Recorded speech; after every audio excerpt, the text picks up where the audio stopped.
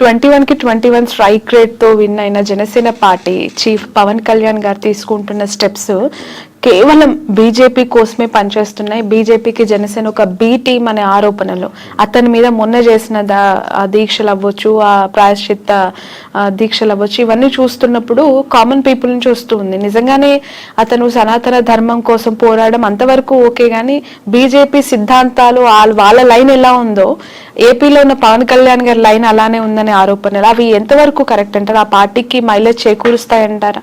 అంటే మీకు మ్యాథ్స్లో చిన్నప్పుడు ఇంటర్సెక్షన్స్ యూనియన్స్ అవి చూస్తుంటారు లేదో, అంటే 2 సర్కిల్ ఉంటాయి కామన్గా, ఇట్లా 2 సెక్షన్లు ఇంటర్సెక్షన్ అవి కాకండి. కామన్గా ఇప్పుడు పవన్ కళ్యాణ్ గారి ఓట్ బ్యాంకింగ్లో ఇంటర్సెక్షన్ ఓట్ బ్యాంకింగ్ ఉంటుంది. అంటే అది పవన్ కళ్యాణ్ గారిని నమ్మేవాళ్ళు, అట్ ది సేమ్ టైం బీజేపీని నమ్మేవాళ్ళు, సిద్ధాంతపరంగా ఇద్దరు కామన్గా ఉండాలనుకునేవాళ్ళు. అలా కూడా కోర్గా పవన్ కళ్యాణ్ గారికి ఇంకో సెపరేట్ ఓట్ బ్యాంకింగ్ ఉంటుంది. ఆ ఓట్ బ్యాంకింగ్ ఉన్న వాళ్ళకి ఈ కోర్గా ఈ సర్కిల్ ఇంటర్సెక్షన్లోనే ఉన్న ఓట్ బ్యాంకింగ్కి కొంచెం వేరియేషన్స్ ఉంటుంది.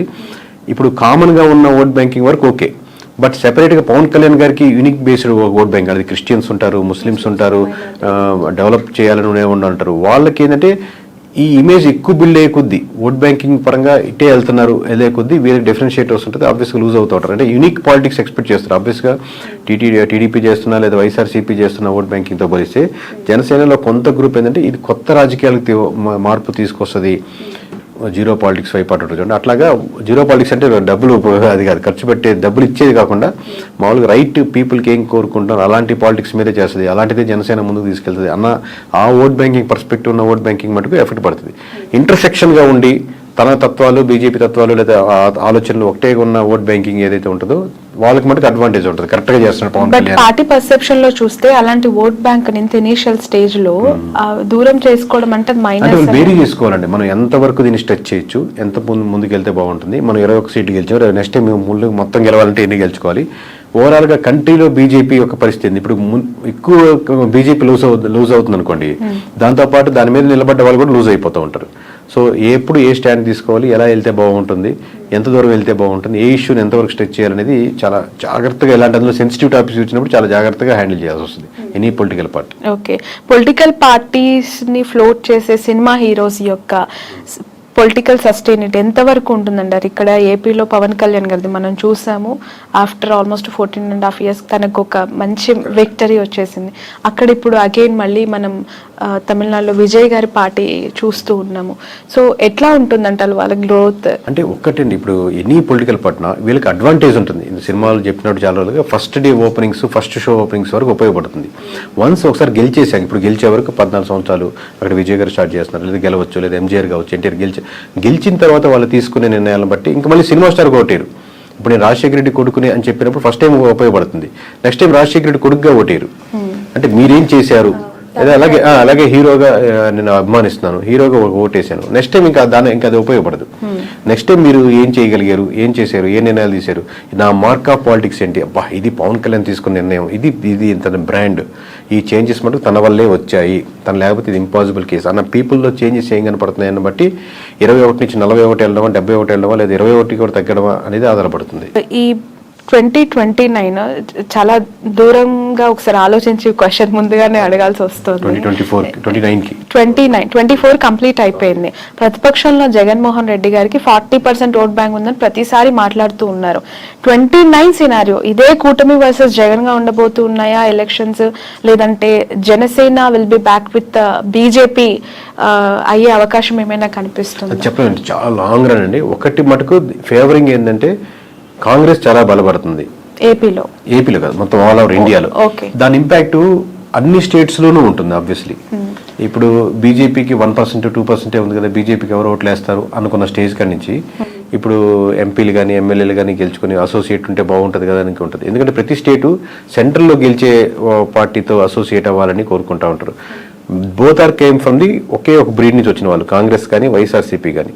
సో ఎంత కాంగ్రెస్ డెవలప్ అవుతా ఉంటే వైఎస్ఆర్సీపీకి తెలియకుండా డైరెక్ట్లీ ఆర్ ఇండైరెక్ట్లీ అంత ఫెచ్ అవుతూ ఉంటుంది. బీజేపీ యొక్క ఓట్ బ్యాంకింగ్, వైఎస్ఆర్సీపీకి ఉన్న ఓట్ బ్యాంకింగ్ కంప్లీట్లీ వేరే different set of vote banking. ఏముందో వైఎస్ఆర్సీపీ బీజేపీతో అసోసియేట్ అయినా లేదా ఉన్నప్పటికీ కూడా డైరెక్ట్లీ ఆర్ ఇండైరెక్ట్లీ ఇంతకుముందు వరకు బట్ డైరెక్ట్గా వచ్చి నేను బీజేపీతో అసోసియేట్ అవుతున్నాను, బీజేపీ చేసేది రైటే, బీజేపీతో పార్టీతో మనం కలిసి ఉంటాం అని ఓపెన్ స్టేట్మెంట్ కానీ ఓపెన్గా వెళ్ళారు. ఎందుకంటే రెండు విభిన్నమైనటువంటి vote banking. But it comes to Congress తనకు ఒక ఫేవర్ ఉంటుంది, ఎందుకంటే ప్యారలల్ ఓట్ బ్యాంకింగ్, రెండు భావజాలం కానీ ఓట్ బ్యాంకింగ్ కానీ. సో అది ఎంత అడ్వాంటేజ్ అయితే అంత వైఎస్ఆర్సీపీకి ఫెచ్ అవుతుంది. So at the same time other side కూడా మన డెవలప్మెంట్ బాగుంటే వీళ్ళకి ఫెచ్ అవుతుంది. లేదు ఓన్లీ బీజేపీతోనే అవుతుందంటే నష్టపోయేదానికి ఆస్కారం ఉంటుంది. వైఎస్ఆర్ కాంగ్రెస్ పార్టీ ప్యారలల్ గా చూసినప్పటికీ కూడా ఏపీ విషయానికి వస్తే there is very separate scenario అండి. కాంగ్రెస్ పార్టీ విషయంలో అక్కడ ఒక అన్యాయం చేసింది, మాకు ద్రోహం చేసిన పార్టీగా ఆ పార్టీ పైన ముద్ర ఉంది. అది ఎంతవరకు చెరిపేసుకుంటుంది ఆ పార్టీ అనేది మళ్ళీ ఒక క్వశ్చన్ మార్క్ గా కనిపిస్తుంది. సో అక్కడ గ్రో అనేది, కాంగ్రెస్ యొక్క గ్రో అనేది కనిపిస్తుందంటారా ఏపీలో? ఎందుకంటే ప్రత్యేక హోదా గురించి ఉద్యమాలు, ధర్నాలు ఇప్పటికీ డిమాండ్ చేసే అనేక మేధావులు ఉన్నప్పుడు సో దీని గ్రోత్ ఎట్లా ఉంటుందంటారు? ఆబ్వియస్గా దాని ఇంపాక్ట్ ఉంది. బట్ ఇంకా ఈ 4 years లో దాన్ని ఎలా కన్వర్ట్ చేసుకోగలరు, ఎందుకంటే కాంగ్రెస్ బలంగా ఉన్నటువంటి ఒకప్పుడు స్టేటే కదా. సో ఎంత కన్వర్ట్ చేసుకుంటారు అనేది ఇప్పుడు నుంచి తీసుకునే డిసిషన్ బట్టి ఆధారపడుతుంది అంటున్నాను. ఇప్పటికైతే మామూలుగా కాంగ్రెస్కి ఓట్ బ్యాంకింగ్ ఇక్కడ ఏపీ వరకు పెరిగిపోయింది, అద్భుతంగా ఉందని ఏం లేదు. బట్ నేను ఏంటంటే నేషనల్ వైడ్ నుంచి ఇంపాక్ట్ వస్తున్నప్పుడు దాని ఇంపాక్ట్ ఎంతో కొంత ఆంధ్రప్రదేశ్ మీద కూడా పడేదానికి ఆస్కారం ఉంది. ఇప్పుడు మనం కూడా అబ్జర్వ్ చేస్తుంటారు కదా సెంట్రల్లో ఏ గవర్నమెంట్ రాబోతుంది అనేది. సో దాని ఇంపాక్ట్ దీని మీద పడుతుంది అంటున్నాను. ఇప్పుడు కూటమి ప్రభుత్వానికి సంబంధించి 3 పార్టీల కూటమి ఇది. ఒక 1.5 year 2 years తర్వాత ఖచ్చితంగా టీడీపీ సింగిల్ గానే మళ్ళీ నెక్స్ట్ ఎలక్షన్స్ కి బరిలో దిగే అవకాశం ఉంది. బీజేపీ జనసేన మాత్రమే అలైన్ కొనసాగబోతుంది అనేది ఎక్కువగా వినిపిస్తూ ఉన్న మాట. అంటే ఇప్పుడు ప్రస్తుతానికి అయితే అలా వాళ్ళ ఆలోచన నాకు, ఎందుకంటే అందరితో మాట్లాడుతున్నట్టు అలా ఏం అనుకోవట్లేదండి. కూటమిగానే వెళ్దాం అనుకుంటున్నారు. బట్ బయట నుంచి అది టాక్ అవ్వచ్చు. ఎందుకనంటే ఎక్కడో ఇంటర్నల్ గా కొన్ని క్లాషెస్ అయితే స్టార్ట్ అయ్యాయి. అవి ఉంటాయి మేడం, ఎందుకంటే ఒక వైఫ్ అండ్ హస్బెండ్ మీద 100 ఇష్యూస్ ఉన్నట్టు అబ్వియస్గా ఇది 2 పార్టీలు, 2 డిఫరెంట్ భావజాలు ఉంటాయి, 2 వీళ్ళ ఆస్పిరేషన్స్ ఎక్కువ ఉంటాయి. ఎప్పటికైనా టీడీపీ కార్యకర్తలు ఏమనుకుంటారు, చంద్రబాబు నాయుడు గారే ఉండాలి, తర్వాత లోకేష్ గారే ఉండాలి, ముందుకెళ్ళాలనుకుంటారు. జనసేన కార్యకర్తలు ఈ రోజు కాకపోయినా రేపైనా మా వాడు సీఎం అవ్వాలి, గెలవాలి, ముందుకెళ్ళాలనుకుంటారు. సో ఆబ్వియస్గా లేదా లోకల్ ఆస్పిరేషన్స్ ఉంటాయి, క్యాస్ట్ ఈక్వేషన్స్ ఉంటాయి, ఆబ్వియస్గా ఆ చిన్న వైరుధ్యాలు ఉంటాయి. లేదా ఇక్కడ బొమ్మ పెట్టారు, ఇక్కడ బొమ్మ తీసేసారు, మా వాడి దగ్గర ఏవో ఉంటాయి. బట్ ఇట్లన్నింటినీ కలుపుకొని ముందు మాట్లాడుకుంటే రోజు మీటింగ్ పెట్టుకుంటే ఎలా ముందుకు వెళ్తారని బట్టి ఉంటుంది. బట్ కలిసి ఉంటే వాళ్ళకున్న బలం విడిపోతే ఇద్దరికి ఉండదు.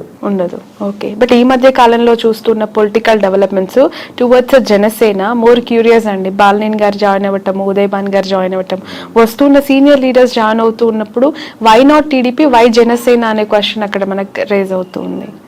అంటే అక్కడ ఉన్నటువంటి సమీకరణాలు బట్టి ఫ్యూచర్లో ఇదైతే బాగుంటుంది కదా, అక్కడ ఉన్న క్యాస్ట్ ఈక్వేషన్స్ అన్ని పెట్టి జాయిన్ అవుతారండి. ఇంతకుముందు బాలినేని గారు కూడా, ఇప్పుడు అంతకుముందు టీడీపీ నుంచి ఆఫర్ వచ్చింది, లేదా జనసేన నుంచి ఆఫర్ వచ్చి ఉండొచ్చు, లేదా ఇప్పుడు అయిపోయిన తర్వాత ఇప్పుడు ఆల్రెడీ టీడీపీ నుంచి వాళ్ళు క్యాండిడేట్ ఉన్నారు కదా, గెలుచున్నారు కదా, మన నెక్స్ట్ జనసేనకి అయితే బాగుంటుందని లోకల్ సమీకరణాలు పట్టుకొని ఆ డిసిషన్ తీసుకుంటా ఉంటారు ఎనీ ఎమ్మెల్యే. బట్ ఈ జాయినింగ్స్ అనేవి ఈ 2 parties మధ్య ఏమి క్లాషెస్ కి దారి తీయదా మోర్ అంటే? ఎందుకంటే ఆల్రెడీ ఒక పెద్ద పార్టీ ఇద్దరికి ఒక అండర్స్టాండింగ్ ఏంటంటే అండి, ఇప్పుడు మీకు ఇందాక వైఫ్ అండ్ హస్బెండ్ ఎగ్జాంపుల్ ఏంటంటే, మీకు ఒక పిల్లలు, అందుకే మీకు కామన్ గోల్ ఎక్కువ ఉంటుంది.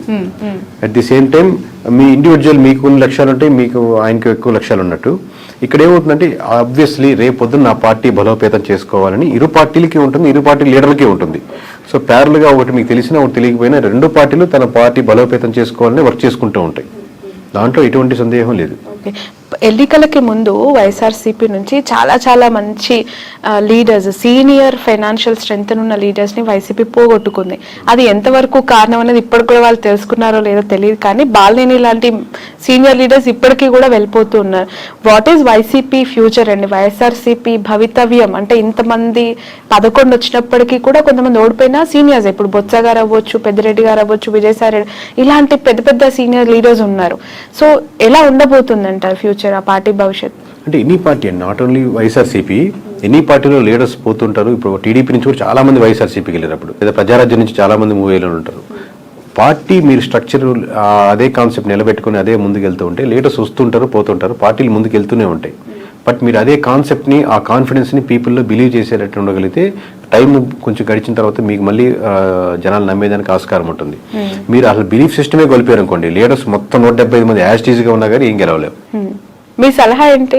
ఎవరికండి? 40% ఓట్ బ్యాంక్ వచ్చింది, 11 సీట్లే వచ్చాయి, అయినా ప్రతిపక్షంలో కూర్చున్నారు, ప్రతిపక్ష హోదానే లేదు అని చెప్పి మాట్లాడేవాళ్ళు.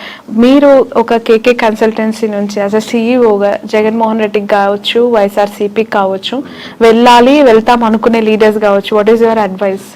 ఒక్కొక్క ఇండివిజువల్ ఎమ్మెల్యేకి ఒక్కొక్క నియోజకవర్గం బట్టి ఆబ్వియస్గా మేము ఇదే టెక్నికల్గా మేము ఇదే వాళ్ళ దగ్గర మనం చార్జ్ చేసి తీసుకొని అక్కడ వర్క్ చేసి సర్వే చేసి ఏది కరెక్ట్ ఉంటుంది బాగుంటుంది, ఏది గెలిస్తే బాగుంటుంది అని చెప్తుంటాం. బట్ మీరు జనరలైజ్ స్టేట్మెంట్ అడుగుతున్నారు కాబట్టి ఇమీడియట్గా చెప్పలేదు. కొంతమంది ఏంటంటే అండి, నేను మళ్ళీ నెక్స్ట్ టైం గెలవాలి అనేది వస్తుంటారు. ఈ పార్టీ కాబట్టి ఏ పార్టీ అయినా గెలవాలి, నేను గెలిస్తే చాలు, ఏ పార్టీ అయినా పర్లేదు అది చెప్పండి అంటుంటారు. సో ఓవరాల్గా మీకు ఎక్కడైనా సరే ప్రజలు ఏం కోరుకుంటున్నారో ఆ ప్రజల పర్స్పెక్టివ్లో మీరు వర్క్ చేస్తున్న రెడీగా ఉందా లేదా, ఫ్యూచర్లో నాకు ఇక్కడ అవకాశం ఉంది అనుకుంటే రైట్. పార్టీ యాంగిల్లో ఇది జనరలైజ్ స్టేట్మెంట్ అంటే జగన్ గారు ఏం చేస్తే ప్రతిపక్షంలో ఇంకా బెటర్ గా వాళ్ళు ఫైట్ ఎవరైనా అంటే ఇప్పుడు వీళ్ళు సిట్టింగ్